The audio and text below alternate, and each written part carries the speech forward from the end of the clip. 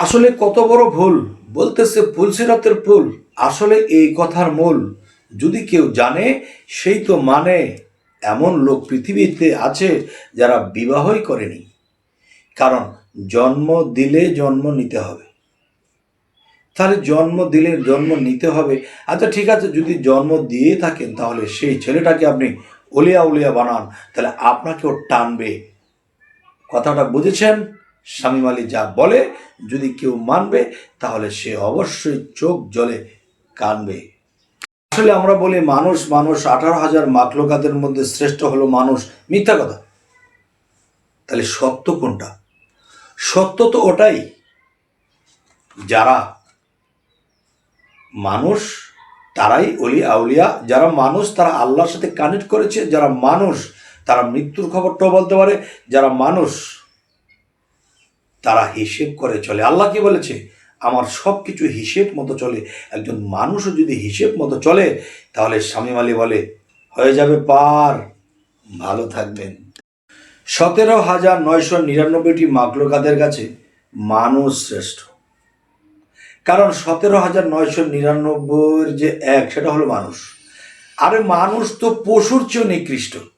দেখবেন একটা পশু, তাকে আমরা কেটে ছিঁড়ে খাচ্ছি, কিন্তু এমন মানুষ আছে সে প্রত্যেক দিন মানুষকে কেটে ছিঁড়ে মেরে ফেলছে।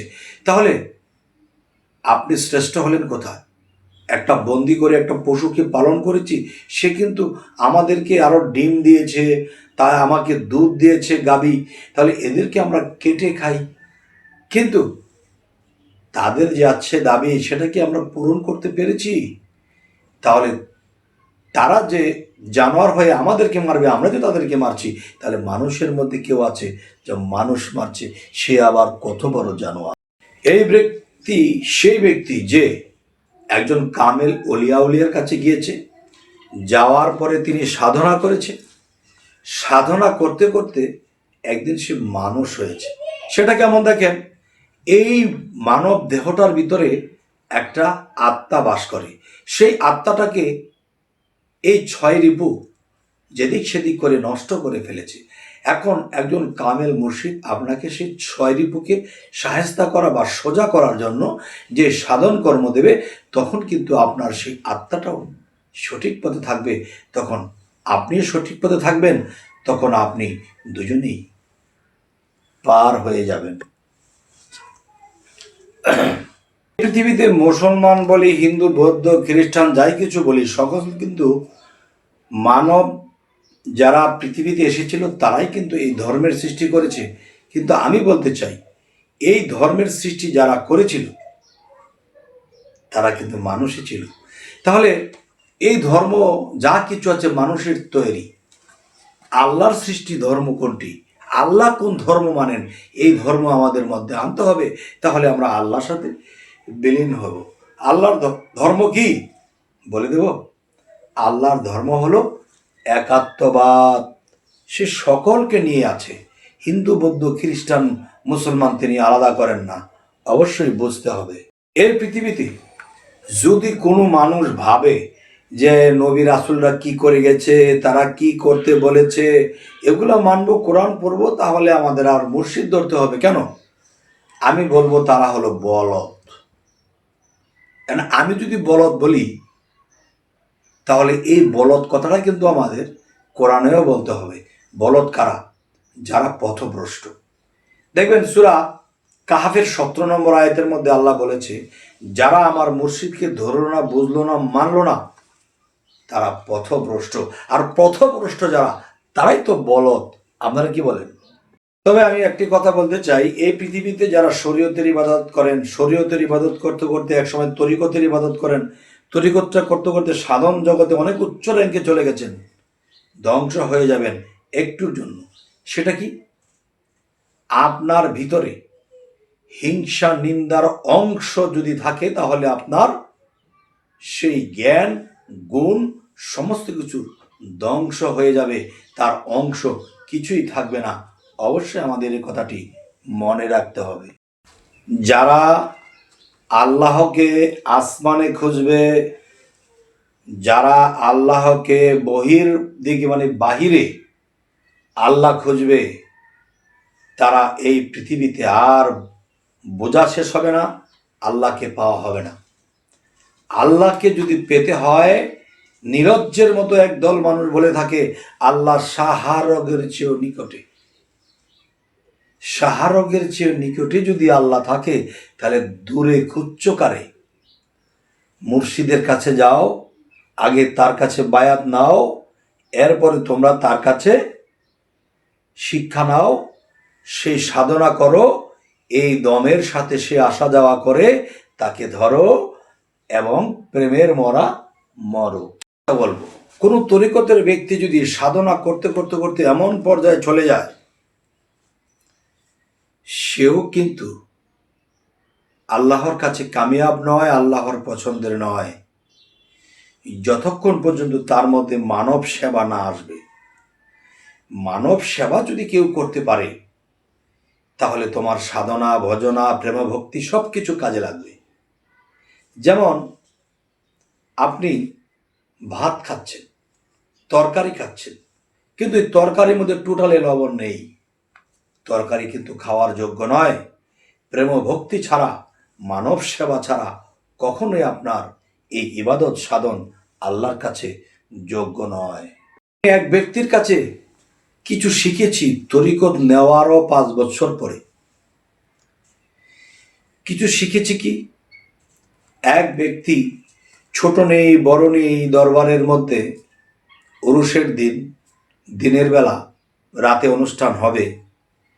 এখন দিনের বেলায় একটা মধ্যবয়সী একটা শিশুর পায়ে ধরে সালাম করে, একটা মধ্যবয়সীর পায়ে সালাম করে, বৃদ্ধ লোকের কাছে সালাম করে, শিশুকে সহ করতেছে।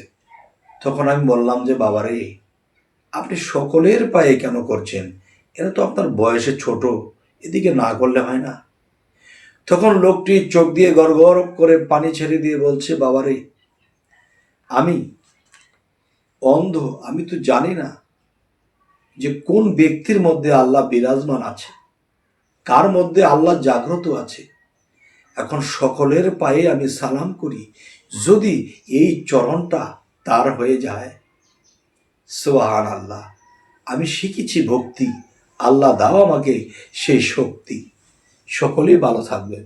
এই পৃথিবীতে যারা ভক্তি ছাড়া চলবে, যেমন একজন মানুষ বায়াত হয়েছে এই 1 বছর আগে, একজন মানুষ বায়াত হয়েছে 6 মাস আগে, কিন্তু একজন বায়াত হয়েছে 22 বছর আগে। মানে 22 বছর আগের লোকটা বলে, বেটা বাড়ি কই, কবে মরি ধইছ, এমন দিন যা, একটা চা পান নিয়ে আস, দিনে টাকা নিয়ে যা। আপনি কাকে বলছেন? সে 6 মাস ধরে বায়াত হয়েছে, সে 1 বছর, আপনার 22 বছর হয়েছে বলে আপনার এত দাপট? ওই যে 6 মাসের ব্যক্তিটা আছে না, তার একটা লোমের সমানও আপনি হতে পারেন নাই। আর এইভাবে যে চলবে, সে এই পৃথিবীতে থেকে, গুরুর কাছে থেকে, মুর্শিদ ধরেও কোনো তার লাভ নেই, যতক্ষণ পর্যন্ত মাথা নিচু না হচ্ছে। এই সমস্ত জগতবাসী, আমি ভক্তির সাথে কিছু কথা বলবো। সেটি হলো, একজন কামেল মুর্শিদকে ধরে তার পায়ের ধুলি হয়ে যান। এই ধুলি যদি হতে পারেন, দেখেন একটা বড় ভারী লোহা কিন্তু ধাক্কা মেরে দিলে, উপরে ঠেলা দিলে কিন্তু সে উড়বে না। এই ধুলা কিন্তু উড়ে, বাতাসে ঘুরে। যদি তাই হতে চান, তাহলে একজন কামেল মুর্শিদের পায়ের ধুলি হয়ে যান, জয় হবেনই হবেন। ধৈর্যশীল যদি হতে পারেন, তাহলে আপনার নামে একদিন সেই জায়গায় নিশান উড়বে। ভালো থাকবেন। সব কিছু হবে বাও, যদি মানুষ হতে চাও তাহলে মানুষের কাছে চলে যাও। মানুষ কাকে বলে? সেই ব্যক্তি তো মানুষ যিনি সাধনা করে আল্লাহকে লাভ করেছে, এলমে লাদুনি আছে, সে মুখে কিছু বললে তা ফলে। এই জন্য তো স্বামী মালি চিস্তি বলে, অবশ্যই আপনারা আল্লাহর অলির কাছে যেতে হবে, যিনি সাধনা করে হয়েছে গদিনিশীন নয়। একটি কথা আছে, মানুষ হইতে পশু ভালো। কেন মানুষ হইতে পশু ভালো কেন জানেন? গরু, ছাগল, ভেড়া, বরকি তা বৎসরে 2-1 বার মিলে, আর মানব জনম কি আর এরকম ছিল? মানব জনমটা তো আল্লাহ দিয়েছে শ্রেষ্ঠ করে, তো পশুর চেয়ে নিকৃষ্ট কি করে হতে পারে? একটি কথা বলা হয়, স্বামী স্ত্রী মিলন করলে 17 ফরজ। পিটাবে আল্লাহ, পিটাবে, এই কথা আল্লাহ বলেনি। আপনি স্বামী স্ত্রী একাত্র যেদিন হয়েছিলেন, আর সেই দিনের মিলনে একটি সন্তান পৃথিবীতে এসেছে, তখনই হয়েছে 17 ফরজ। যাওয়ার কত গরজ, আবার বলে ফরজ। বাদ দেন এসব কথা, আসলটা জানতে হবে।